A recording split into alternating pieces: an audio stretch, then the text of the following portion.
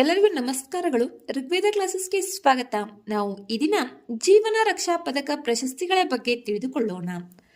ಭಾರತದ ರಾಷ್ಟ್ರಪತಿಗಳು ಇತ್ತೀಚೆಗೆ 2025ರ ಸಾಲಿನ ಜೀವ ರಕ್ಷಾ ಪದಕ ಸರಣಿಯ ಪ್ರಶಸ್ತಿಗಳನ್ನು ಪ್ರಕಟಿಸಿದ್ದಾರೆ. ಮಾನವೀಯ ನೆಲೆಯಲ್ಲಿ ಇತರರ ಪ್ರಾಣ ಉಳಿಸಲು ಸಾಹಸ ಪ್ರದರ್ಶಿಸಿದ ಒಟ್ಟು 30 ವ್ಯಕ್ತಿಗಳಿಗೆ ಈ ಗೌರವ ಸಂದಿದೆ.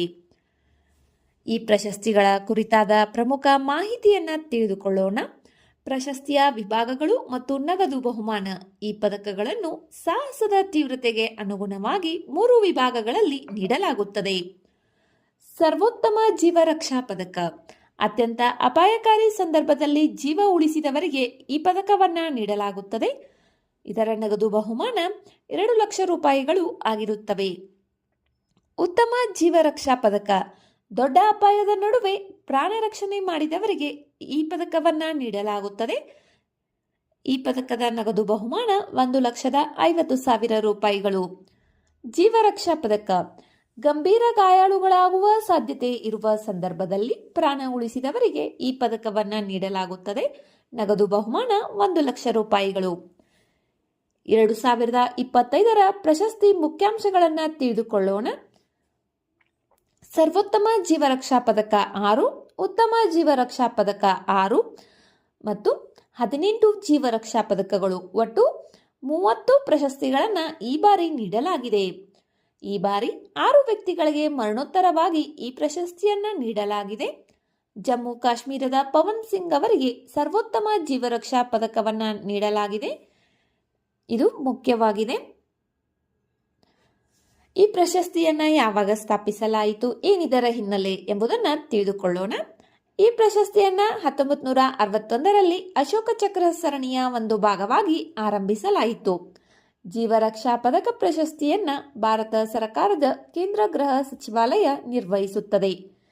ಜಾತಿ, ಮತ, ವೃತ್ತಿ, ಲಿಂಗಭೇದವಿಲ್ಲದೆ ಎಲ್ಲ ನಾಗರಿಕರಿಗೂ ಈ ಪ್ರಶಸ್ತಿ ಲಭ್ಯವಿದೆ.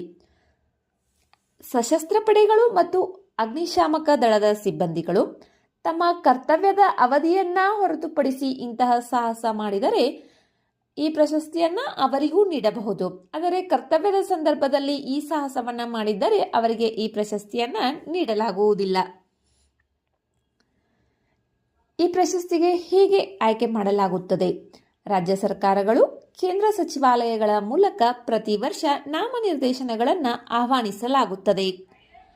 ಗೃಹ ಸಚಿವಾಲಯದ ಅಡಿಯಲ್ಲಿರುವ ಜೀವ ರಕ್ಷಾ ಪದಕ ಪ್ರಶಸ್ತಿ ಸಮಿತಿಯು ಈ ನಾಮನಿರ್ದೇಶನಗಳನ್ನು ಪರಿಶೀಲಿಸಿ ಪ್ರಧಾನಮಂತ್ರಿ ಮತ್ತು ರಾಷ್ಟ್ರಪತಿಗಳಿಗೆ ಶಿಫಾರಸು ಮಾಡುತ್ತಾರೆ.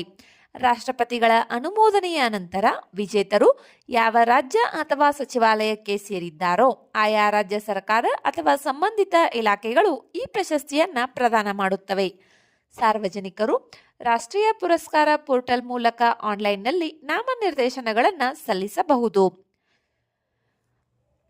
ಘಟನೆ ನಡೆದ 2 ವರ್ಷದೊಳಗೆ ಈ ಶಿಫಾರಸುಗಳನ್ನು ಮಾಡಬೇಕು. ಪ್ರಾಣದ ಹಂಗು ತೊರೆದ ಸಾಹಸ, ಬೆಂಕಿ, ನೀರಿನಲ್ಲಿ ಮುಳುಗುವುದು, ವಿದ್ಯುತ್ ಅಪಘಾತ, ನೈಸರ್ಗಿಕ ವಿಕೋಪ ಅಥವಾ ಪ್ರಾಣಿಗಳ ದಾಳಿಯಂತಹ ಅಪಾಯಕಾರಿ ಸಂದರ್ಭಗಳಲ್ಲಿ ಇತರರ ಪ್ರಾಣ ಉಳಿಸಲು ಪ್ರದರ್ಶಿಸಿದ ಅಸಾಮಾನ್ಯ ಸಾಹಸವನ್ನು ಮಾತ್ರ ಇಲ್ಲಿ ಪರಿಗಣಿಸಲಾಗುತ್ತದೆ. ವೃತ್ತಿಪರ ಕರ್ತವ್ಯಕ್ಕೆ ಇದು ಹೊರತಾಗಿರಬೇಕು. ಆವಾಗಲೇ ಹೇಳಿದ್ನಲ್ಲ, ಅಗ್ನಿಶಾಮಕ ದಳ, ಪೊಲೀಸ್ ಅಥವಾ ಸಶಸ್ತ್ರ ಪಡೆ ಸಿಬ್ಬಂದಿ ತಮ್ಮ ಕರ್ತವ್ಯದ ಭಾಗವಾಗಿ ಜೀವ ಉಳಿಸಿದರೆ ಈ ಪ್ರಶಸ್ತಿಗೆ ಅರ್ಹರಲ್ಲ. ಆದರೆ ಅವರು ತಮ್ಮ ಕರ್ತವ್ಯದ ಅವಧಿಯನ್ನ ಹೊರತುಪಡಿಸಿ ಇಂತಹ ಸಾಹಸ ಮಾಡಿದರೆ ಅವರಿಗೆ ಈ ಪ್ರಶಸ್ತಿಯನ್ನ ನೀಡಬಹುದು. ಒಬ್ಬ ವ್ಯಕ್ತಿಗೆ ಒಮ್ಮೆ ಈ ಪ್ರಶಸ್ತಿ ನೀಡಿದ ನಂತರ ಅವರು ಮತ್ತು ಅದೇ ಸಾಹಸಕ್ಕಾಗಿ ಅದೇ ಪ್ರಶಸ್ತಿಗೆ ಅರ್ಹರಾಗಿರುವುದಿಲ್ಲ. ಆದರೆ ಮತ್ತೊಂದು ವಿಭಿನ್ನ ಹಾಗೂ ಉನ್ನತ ಮಟ್ಟದ ಸಾಹಸಕ್ಕಾಗಿ ಮತ್ತೆ ಪ್ರಶಸ್ತಿಗೆ ಆಯ್ಕೆಯಾಗಬಹುದು. ವಿಡಿಯೋ ಇಷ್ಟವಾದರೆ ಲೈಕ್ ಮಾಡಿ. ಮತ್ತಷ್ಟು ಮಾಹಿತಿಗಾಗಿ ನಮ್ಮ ಚಾನಲ್ನಲ್ಲಿರುವ ವಿಡಿಯೋಗಳನ್ನು ವೀಕ್ಷಿಸಿ. ಮುಂಬರುವ ವಿಡಿಯೋಗಳು ಮತ್ತು ಮಾಹಿತಿಗಾಗಿ ನಮ್ಮ ಚಾನಲನ್ನು ಸಬ್ಸ್ಕ್ರೈಬ್ ಮಾಡಿಕೊಳ್ಳಿ. ನಿಮ್ಮ ಸ್ನೇಹಿತರೊಂದಿಗೆ ಹಂಚಿಕೊಳ್ಳಿ. ಧನ್ಯವಾದಗಳು.